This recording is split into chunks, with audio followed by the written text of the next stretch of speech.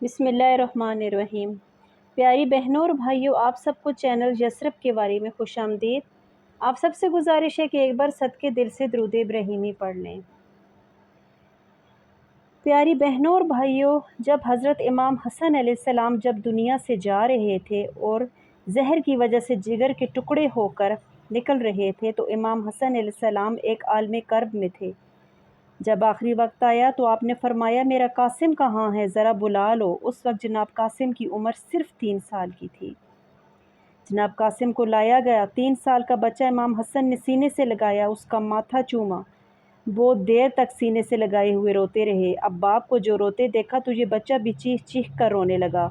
امام حسن نے خاموش کروایا اور فرمانے لگے، بیٹا قاسم، تم بہت چھوٹے ہو اس لیے تم سے کچھ نہیں کہنا چاہتا، بس اتنی سی بات بھولنا نہیں، یہ تعویذ جو تمہارے بازو پر باندھے دیتا ہوں، جب کبھی تمہیں سب سے زیادہ سخت وقت دنیا میں معلوم ہو کہ اس سے زیادہ سخت وقت نہیں آ سکتا تو ذرا اس کو کھول کر دیکھ لینا۔ قاسم کی ماں سے کہنا اس کا خیال رکھنا، یہ گم نہ ہونے پائے۔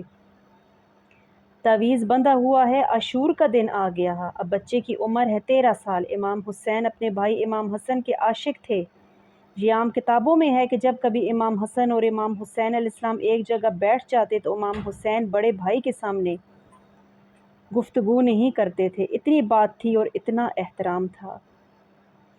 عاشور کا دن جب آیا تو یہ بچہ کئی دفعہ آیا، کئی بچوں کی لاشیں آ گئیں۔ جناب زینب کے بچوں کی لاشیں حسین لے کر آئے اور بھی 1-2 بچوں کی لاشیں آ گئی۔ یہ بچہ گھر میں جاتا تھا، پھر نکلتا تھا اور چچا کے پاس آتا تھا۔ میرا یہ خیال ہے کہ ماں بھی کہتی تھی کہ بیٹا ابھی تک اجازت نہیں لی، چنانچہ آتے تھے جناب قاسم اور عرض کرتے تھے، چچا جان مجھے بھی تو اجازت دیجیے۔ امام حسین بچے کی صورت دیکھتے اور بھائی حسن یاد آ جاتے۔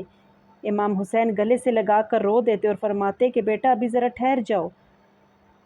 جناب قاسم اس الجھن میں تھے کہ اب کیا کروں، چچا اجازت ہی نہیں دیتے۔ ایک مرتبہ خیال آیا کہ بابا نے کہا تھا کہ جب دنیا میں سب سے زیادہ سخت وقت آ جائے تو اس تعویذ کو دیکھ لینا۔ جناب قاسم ایک طرف چلے گئے، وہاں جا کر کھولا تو اس میں لکھا تھا، بیٹا قاسم جس دن تم یہ تعویذ کھولو گے وہ عاشورہ کا دن ہوگا، میرا بھائی چاروں طرف سے گھر چکا ہوگا، بیٹا اگر میں موجود ہوتا تو اپنے بھائی پر سے اپنی جان قربان کر دیتا، میں نہ ہوں گا تم ہوگے، میری عزت کا خیال رکھنا۔ جس وقت جناب قاسم نے یہ پڑھا تو اس خط کو لے کر آئے اور کہا، چچا جان اب ذرا یہ خط تو دیکھ لیجئے، میں کیا کروں، میں کس طرح نہ جاؤں میدان میں، میرے بابا کی وصیت ہے جو آج مجھے معلوم ہو رہی ہے۔ امام حسین علیہ السلام نے خط پڑھا، بھائی کی محبت یاد آ گئی، قاسم کو سینے سے لگا لیا اور کافی دیر تک روتے رہے۔ شبیر بلکہ امام بے ہوش ہو کر گر پڑے۔